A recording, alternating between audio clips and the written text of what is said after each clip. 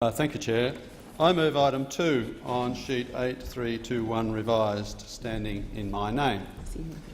This amendment extends the freedom to refuse to solemnise a marriage to all civil celebrants who are not state government employees. This similar amendment has been moved a couple of times previously.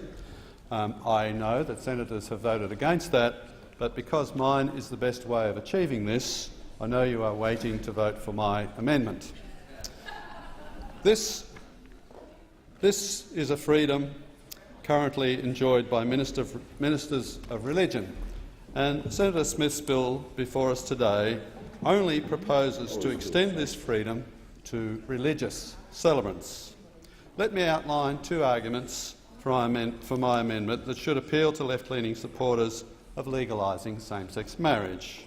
Firstly, religion should not be afforded a privileged place in a secular state. As I have said previously on Senator Hanson's version of this amendment, people who are not religious still have convictions, and they still have freedom of conscience, as much as people who are religious.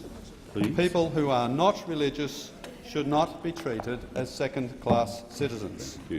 Secondly, if we fail to extend the freedom to refuse to solemnise a marriage to all non-government celebrants, we will be left in a situation where celebrants who only want to solemnise straight marriages can do so under the cover of religion, but celebrants who only want to solemnise same-sex marriages will not be able to do this, as there is no religious cover for such a decision. We will be hurting the gay community. For left-leaning senators still planning to vote against my amendment, even though voting in this way would represent an unequal treatment between religious and non-religious celebrants, please do not use the dubious excuse that the Constitution requires special treatment of religious celebrants. The Marriage Act need not have any reference to religion, just as occupational licensing laws have no special category for religious architects, religious financial planners or religious mechanics.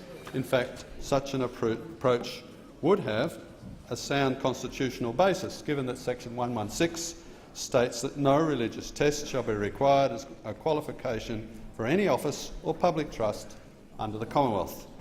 So, if certain senators do not want any celebrant recognised by the state to be able to discriminate, you should have the courage to put forward amendments that would make this the law.